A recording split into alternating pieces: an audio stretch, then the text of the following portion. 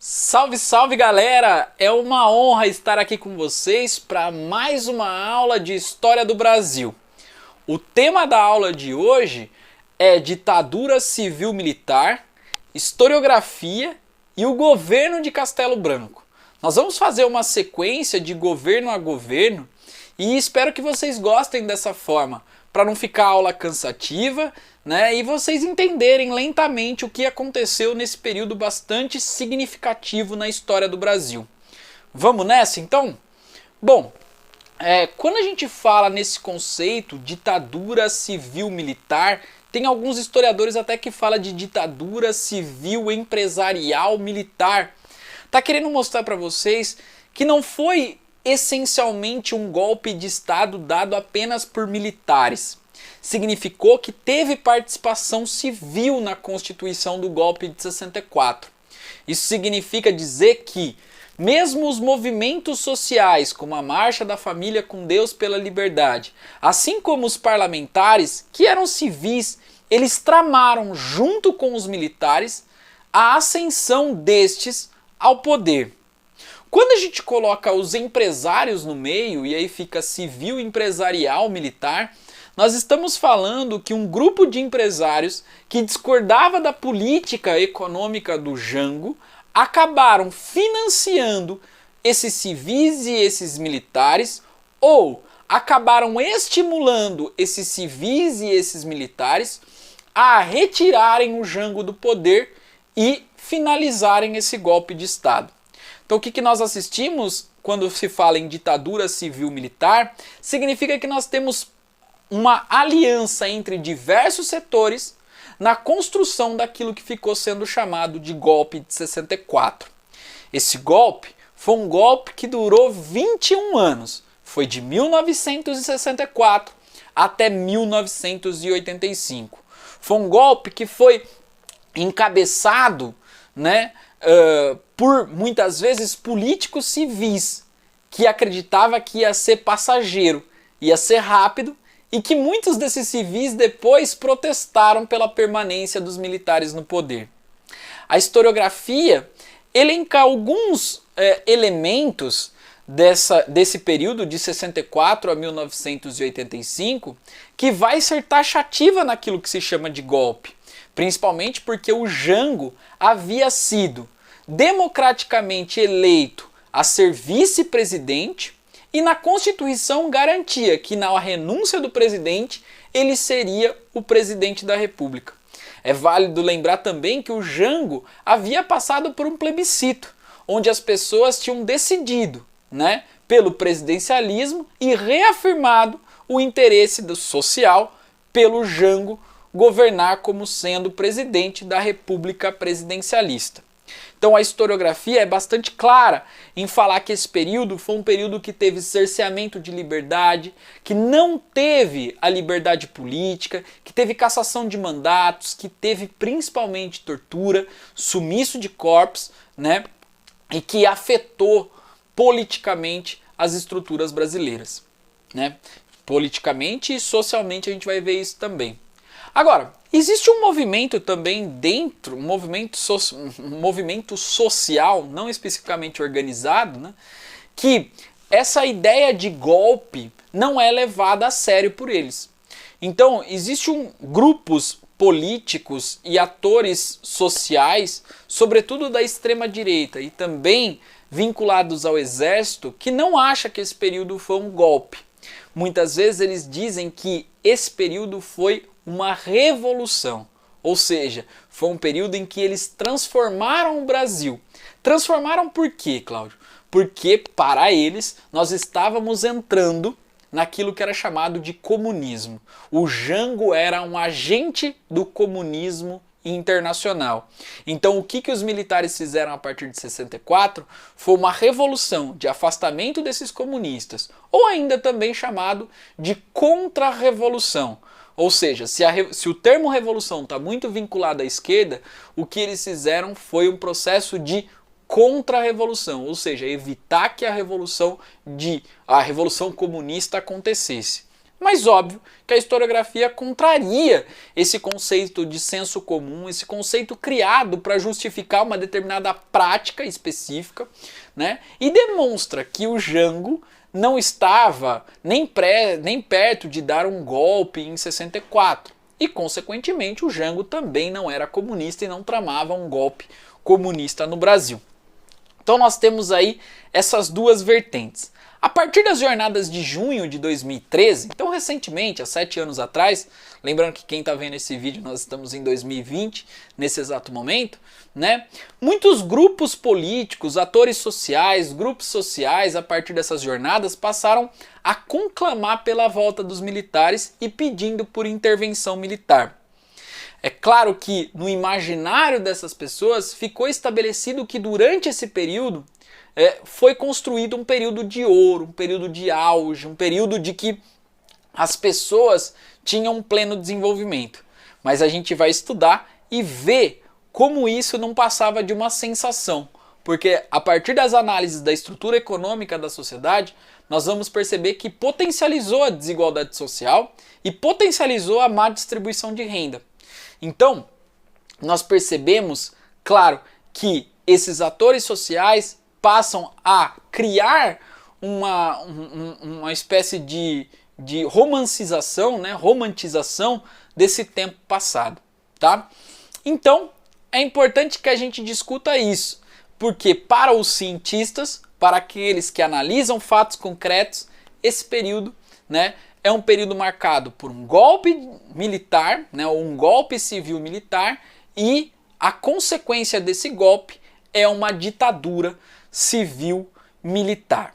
Tudo bem? Então, há essa discussão, e essa discussão então fica aqui colocada a postos para a gente entender um pouco. O segundo ponto que a gente tem que lembrar sempre aí, né, é que pelo menos a maior parte dos envolvidos no golpe, ou que deram sustentação a esse golpe, acharam que era um processo de transição, né? De transição por quê? Porque não acreditavam na eternização dos militares ao poder, né? Eles acreditavam que os militares iam ficar pouco tempo e, consequentemente, acabaram ficando 21 anos. Foram fechando o regime, caçando mandatos, perseguindo quem contestava e acabaram permanecendo durante 21 anos no poder. Nós vamos perceber também que dentro dos próprios militares que governaram o Brasil, havia diferentes opiniões sobre o gerenciamento do Estado brasileiro, né?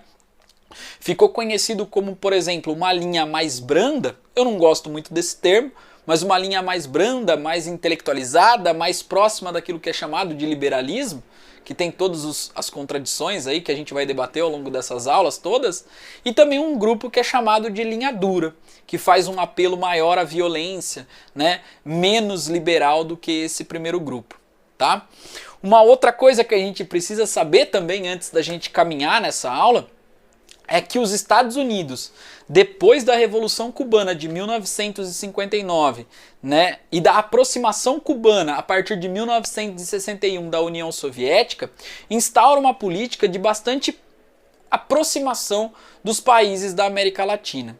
É uma defesa do liberalismo econômico, mas não necessariamente do liberalismo político. Então nós vamos assistir que os Estados Unidos, eles estão por trás também de todos esses golpes que acontecem na América Latina, principalmente para evitar que esses países possam se aproximar da União Soviética, que possam se aproximar dos socialistas na Guerra Fria e colocar em definitivo a América Latina como o palco onde os estadunidenses vão dançar.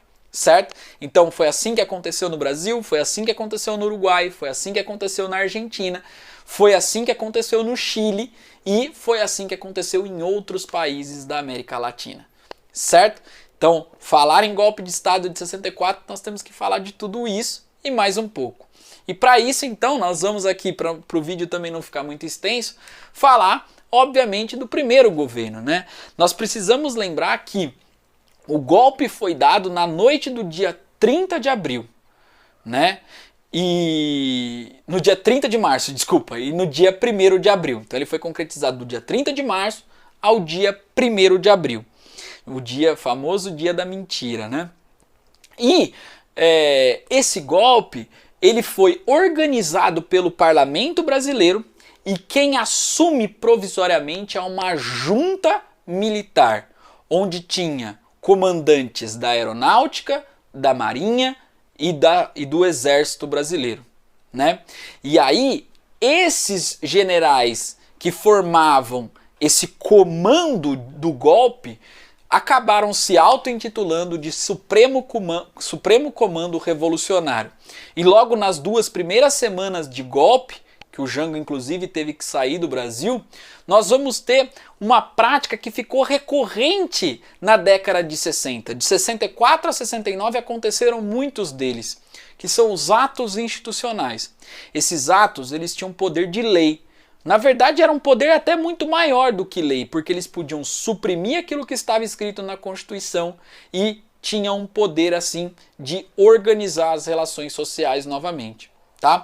Então vocês vão perceber o ato institucional número 1, número 2, que vai até aproximadamente o ato institucional número 20. Cuidado com o termo, é ato institucional. Ele é instituído de cima para baixo, inclusive, pelo presidente e sem passar pelo Congresso Federal. Tá? Muitas vezes o Congresso vai estar fechado, inclusive. Tá? Então assim que o Supremo Comando Revolucionário chega, ele vai tentar articular os elementos da Constituição de 1946, que era uma Constituição de certa forma liberal, né, para fazer com que as relações dentro do Estado brasileiro sejam voltadas para estratégias políticas e econômicas que tinham sido pensadas pelo Supremo Comando Revolucionário. E esse Supremo Comando Revolucionário, como eu disse, tinha apoio dos Estados Unidos, tinha apoio, claro, de muitos empresários brasileiros e tinha apoio também de parte da sociedade civil, ou seja, dentro de muitos parlamentares ali e também de movimentos sociais aqui no Brasil. Então, Cláudio, o que tem esse ato institucional número 1 que ele é tão significativo assim? Primeiro, suspensão de mandatos por 10 anos daqueles que seriam caracterizados como comunistas ou ameaça à ordem nacional, certo? Então aí nós já vemos uma política bastante autoritária, né? Segundo ponto, juízes e funcionários públicos também podem ser afastados, né, dos seus cargos. Então você também afasta da burocracia do Estado, né? Você afasta do comando, né, das organizações do golpe, possíveis juízes e funcionários públicos que seriam legalistas ou então que estariam voltados mais próximos daquela política encabeçada pelo Jango, por exemplo. Tá? Segundo ponto, desculpa, só fui ver se estava gravando mesmo. Terceiro ponto importante, as pessoas não podiam apelar à justiça por conta desse afastamento, nem os juízes, nem os funcionários públicos e nem os parlamentares. Tá? Resultado dessa política do ato institucional número 1, nós vamos ter cerca de 50 congressistas cassados, né? E 43 deputados estaduais, 1.200 funcionários militares, ou seja, aqueles servidores militares, né, do tipo Henrique Lott, ou então que tinha vínculo com alguma força progressista e que não aceitava o que o Supremo Comando Revolucionário estava fazendo, foi todos afastados dos seus cargos, foram todos abonados das suas práticas profissionais. O que isso significa? Que o Exército, a partir desse momento, acaba consolidando uma visão hegemônica, uma política hegemônica dentro da instituição. Então vai ser muito difícil encontrar dentro do próprio Exército, né, ou então dentro das forças militares, alguém que conteste, né, a política ilegal, a política autoritária que o Exército foi levando, né, ao longo desses 21 anos. Então o que nós vamos ter dentro dos militares aí é uma disputa de projeto de país, mas que o projeto de país passasse por uma linha autoritária, ditatorial, todos eles concordavam. Beleza? Duas coisas importantes que são marcos assim, institucionais, logo de cara, logo após o golpe de Estado, nas primeiras semanas. A extinção, né, da Confederação Geral dos Trabalhadores, a CGT, né, que era uma espécie de organização dos sindicatos, né, na verdade uma central sindical, né, que organizava os sindicatos brasileiros na luta por melhores condições de trabalho, por garantias legais, garantias de trabalho. Então você já vê o porquê e o pra que essa ditadura já veio. Então você tem a extinção da CGT e também você tem aí o fechamento da União Nacional dos Estudantes. Inclusive, logo durante o golpe, no dia 30 de março para o dia 1º de abril, a sede da UNE, que tinha sido criada lá no governo Vargas, né, que era um palco de resistência bastante importante, de mobilização dos estudantes. Os estudantes participaram das manifestações do Jango, né, na Central do Brasil, por exemplo. Né? Então a UNE já é fechada e incendiada logo nos primeiros dias do golpe. Isso é muito significativo. É válido lembrar que a UNE tinha um projeto cultural também, um Centro Popular de Cultura, em que debatiam questões da cultura popular, tinha projetos culturais e acabaram desenvolvendo um projeto cultural num teatro, logo em dezembro de 64, né? Num teatro em Copacabana, que apresentaram um show chamado Show Opinião, que fazia uma crítica à ditadura logo assim que ela começou, né? Porque ela começa em abril, em dezembro de 64 eles organizam, e esse teatro opinião, né, ou show opinião, ficou sendo o primeiro palco de aparecimento das músicas de protesto. Então a UNE tem um papel fundamental aí importante. E o estabelecimento da ilegalidade da Liga Camponesa. A gente já falou também daqui desse movimento social importante que lutava por reforma agrária, sobretudo no Nordeste, liderada por um importante líder político que era o Julião, tá? As universidades, né, pessoal? Invasões e perseguições, sobretudo por conta dessa classe intelectual que tinha de certa forma autonomia política, autonomia pedagógica e que questionava essa prática autoritária, né? Então nós vamos ter afastamento de vários professores. Muitos desses professores já eram marcados, então qualquer vínculo com o marxismo, qualquer um que fosse, mesmo que estivesse estudando, que é o caso, por exemplo, do FHC, né, que nunca foi um marxista, mas que estudava o marxismo, era afastado das suas atividades, né? E nós temos aí um resultado de totalização de 50 mil pessoas presas nos primeiros meses. Então claro que teve uma reação logo após o golpe, né? Mas a contra-reação, né, essa atividade estatal, burocrática, de fechar o regime foi muito eficiente, né? E aí, enquanto tudo isso acontecia, né, nesses primeiros momentos e tudo que está acontecendo pelo Supremo Comando Revolucionário, nós temos uma disputa entre o Castelo Branco, que era considerado um moderado, por isso que eu coloco aqui, não gosto tanto de utilizar esse lance da linha branda, porque a gente vai ver que o governo do Castelo Branco não foi nada de brando, né? E também vinculado aí a um grupo chamado Sorbonne, que era uma galera mais intelectualizada, e o Costa e Silva, que já vai também disputar o comando do Brasil nesses primeiros momentos. E o resultado que a gente tem aí é a escolha pelo Congresso Brasileiro de Castelo Branco para ser o primeiro governante desse processo pós-golpe. Então o Congresso Brasileiro acaba escolhendo o Castelo Branco, principalmente porque boa parte dos civis dentro do parlamento brasileiro acreditava que o Castelo Branco, por ser mais esclarecido, ia fazer um governo de transição. Tá? Então, pessoas como Carlos Lacerda, da UDN, apoiou o golpe, apoiou o Castelo Branco, e JK também apoiou esse golpe. Inclusive o JK nessa época era senador, e o JK almejava disputar a eleição em 1966. Quem assistiu a minha aula de JK viu isso, né? Que ele almejava, ele saiu do comando do Brasil, saiu da presidência do Brasil, né? Dizendo que um dia voltaria. Né, e ele ia voltar, ia ser candidato no pós-governo Jânio/Jango. Então ele apoiou isso, acreditando mesmo que teria eleição em 1966. E depois a gente vai ver que essa galera monta uma frente ampla porque se frustra, né, porque começa a perceber que o Castelo Branco e os militares não vão entregar o Brasil de volta para a mão dos civis. Tá? Então, formação mais intelectual e sofisticada, né? E esse lance, a ideia deles era que era importante a ação dos militares para depois a entrega para a UDN. Né? Então houve essa sensação dentro da UDN de que eles seriam os comandantes do Brasil no futuro. tá?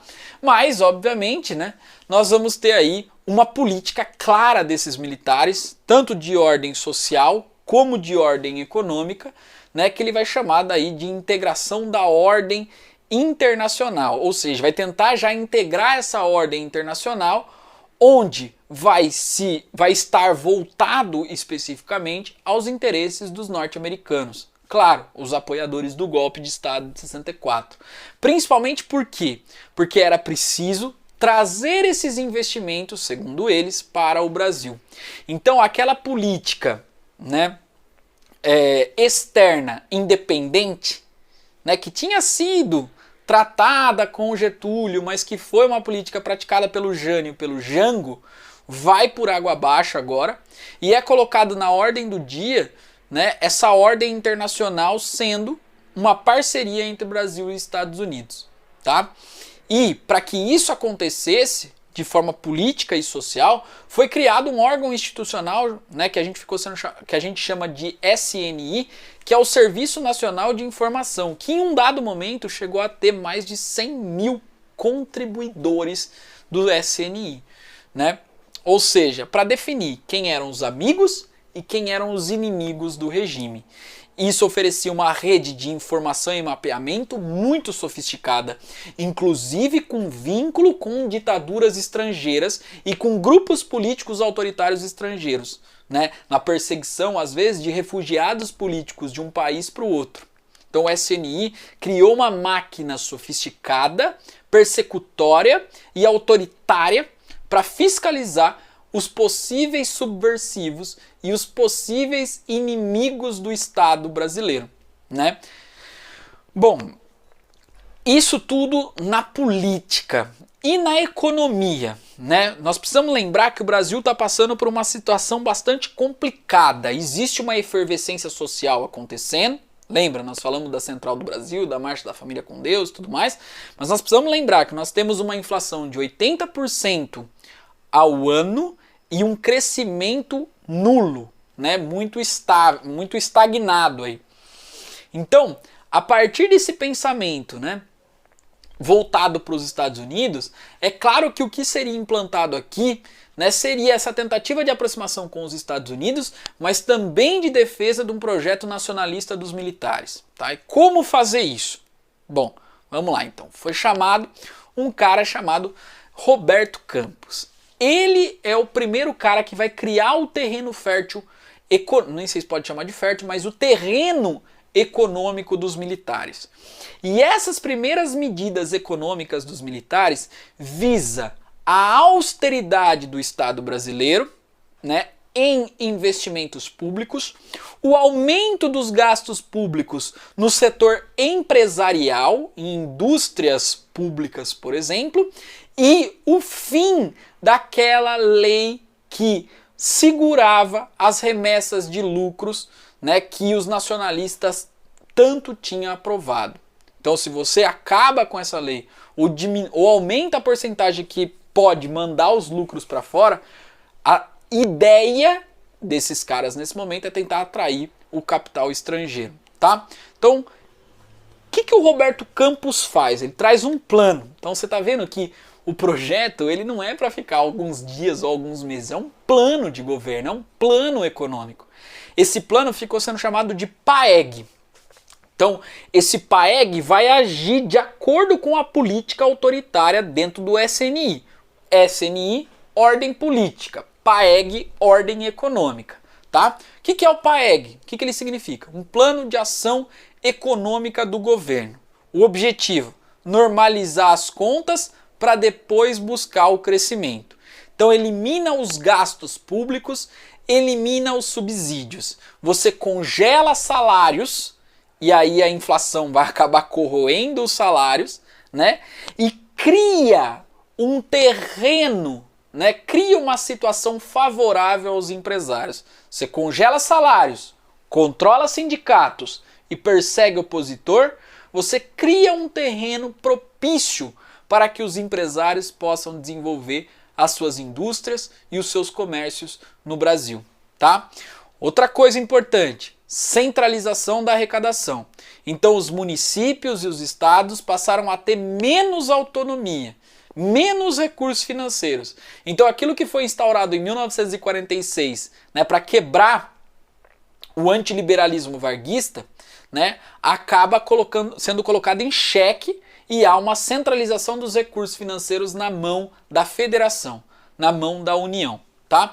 Então, se os salários estão congelados, se os salários estão sendo reduzidos, se o sindicato está sendo controlado, se os opositores e os parlamentares da oposição estão sendo perseguidos, isso fica mais fácil de atrair o capital estrangeiro. E tem uma medida que é muito significativa nesse sentido que eu trouxe para vocês, né, que é a criação do Fundo de Garantia do Trabalhador, o famoso FGTS, que ainda existe hoje. Tá? Antes da criação do FGTS, que é uma criação da ditadura, como que funcionava a situação do trabalhador quando ele era demitido, né? Ele podia ser demitido? Podia, desde que ele tivesse menos de 10 anos de empresa, tá? E para cada ano que ele tinha ficado na empresa, a empresa teria que pagar 1 mês de salário de indenização. Então eu fiquei 5 anos, eu fui demitido hoje, eu tenho 5 meses de salário como indenização até que eu arrume outro emprego. Outra coisa que acontecia, quando o sujeito completava 10 anos, ele ganhava estabilidade no trabalho. Ele não podia ser demitido, ele só podia pedir demissão. Então, isso, claro, do ponto de vista dos empresários, não era atrativo para os negócios, né? Do ponto de vista dos trabalhadores, trazia segurança para os trabalhadores conseguirem, obviamente, sustentar as suas famílias. Então o que nós vamos ter aí? Se nós estamos falando de um golpe civil empresarial militar, os militares rearticulando essas estruturas trabalhistas para beneficiar os grandes empresários. Então uma das medidas feitas aí foi a criação do FGTS e a extinção desses meses de trabalho, obviamente, e a extinção da estabilidade do trabalhador. Então agora você poderia ter trabalhado 15 anos na empresa, você vai poder ser demitido, tá? E o que é esse fundo de garantia do trabalhador? É um dinheiro que fica dentro do Estado, né? Todo trabalhador paga cerca de 8% ao ano daquilo que ele recebe, né? Até mais ou menos um salário, um pouquinho menos de um salário, né? E esse dinheiro fica guardado num fundo, onde o Estado gerencia esse fundo. Sobretudo o Estado usou muito esse dinheiro na construção de habitação, né? Então o Estado gerencia esse fundo. E quando o sujeito é demitido, quando ele toma a demissão do patrão, ele pode retirar esse dinheiro, tá? Claro, o patrão tem que pagar uma multa também, obviamente, mas ele pode retirar esse dinheiro como se fosse uma indenização para ele sobreviver. Beleza? Então é assim que funciona, foi essa troca e isso acaba facilitando a demissão se a gente comparar a situação anterior. Beleza? Tranquilinho?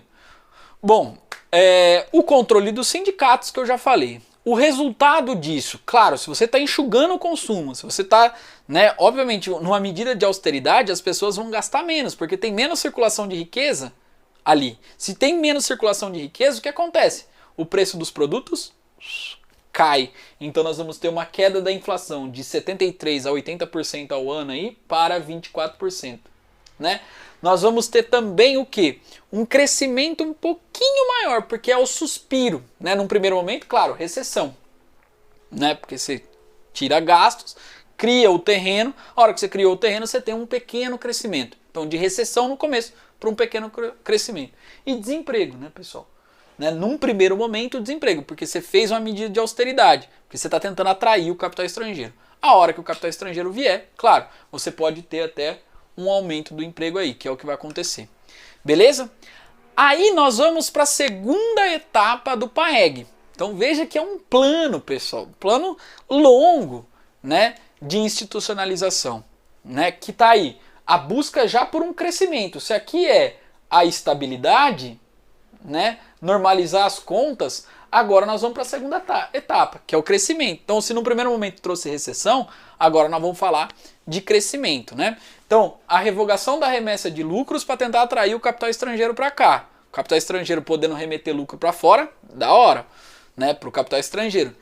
Então, o governo vai garantir a formação de oligopólios sem fiscalização, né? Então, se você quer trazer, né, esses investimentos têm livre ação aqui no Brasil, e essa livre ação acaba gerando grandes conglomerados. E esses grandes conglomerados, claro, acabam determinando o preço que quiser, o preço do salário que quiser também, tá?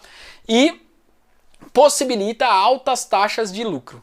Ou seja, o que o Brasil estava fazendo era aderindo à política do Fundo Monetário Internacional, que tanto tinha requerido essa política do JK, mas o JK não fez. Tinha requerido do Jânio, o Jânio não fez. Tinha requerido do Jango, o Jango não fez. E os militares fizeram. O objetivo é agradar os bancos internacionais para tornar o Brasil um aliado do capitalismo e tentar atrair esses investimentos para cá, tá? Bom, então, veja, o crescimento econômico vai acontecer? Vai, mas é um crescimento econômico que reduz a desigualdade social? Não. É um crescimento econômico que beneficia a acumulação de altas taxas de lucro. Então vocês vão ver, aumenta a quantidade de empregos no Brasil? Sim. Só que se a gente pegar esses empregos e comparar a qualidade deles, tanto na situação de trabalho, como também o que eles ganham para exercer a mesma atividade, se você comparar com o período anterior, nós vamos perceber baixa qualidade do emprego e baixa remuneração para executar uma mesma atividade. Tá?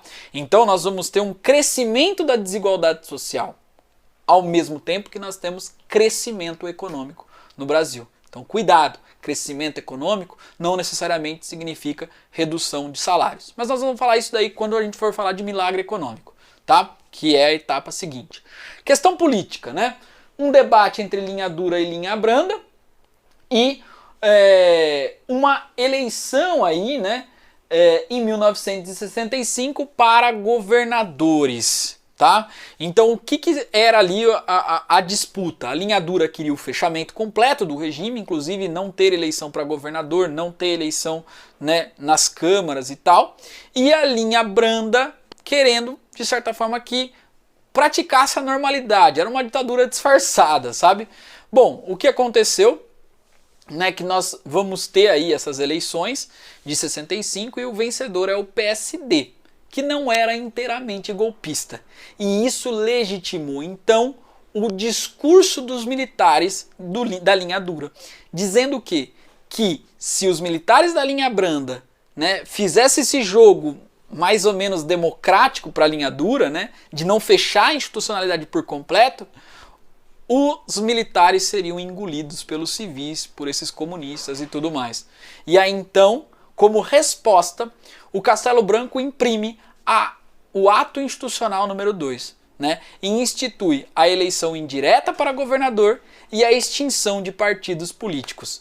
Junto com isso, ele coloca o FGTS, que eu acabei de falar, tá? Então, vem aí 2 partidos políticos e acaba o pluripartidarismo no Brasil.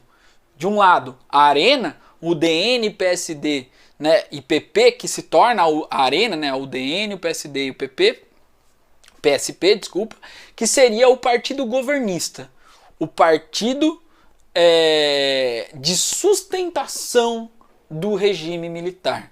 E o MDB, o Movimento Democrático Brasileiro, formado pelo PTB, os nacionalistas, os progressistas, formado por liberais, formado por democratas, formado por comunistas disfarçados. Então toda aquela galera que sobrou, né, que fazia uma oposição dentro da legalidade, tá?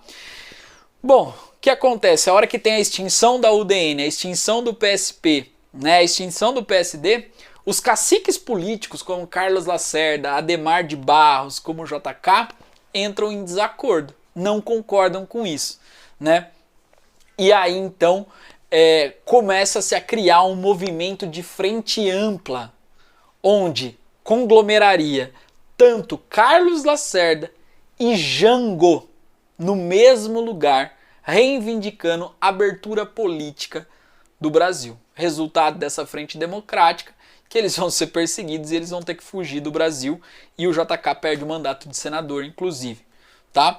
Então aí vem o AI-3 em 1966 e os governadores acabam indicando os prefeitos das capitais. Resultado, né, é perceptível dentro do movimento dos militares de que era preciso fechar o regime de vez, já que o regime não ia ser passado para os civis, tá? Então a linha dura cresce e há a indicação, né, as eleições são suspensas de 66, né, e há a indicação aí para que haja uma eleição indireta para o segundo presidente depois do golpe, e aí a indicação do Costa e Silva ganha corpo.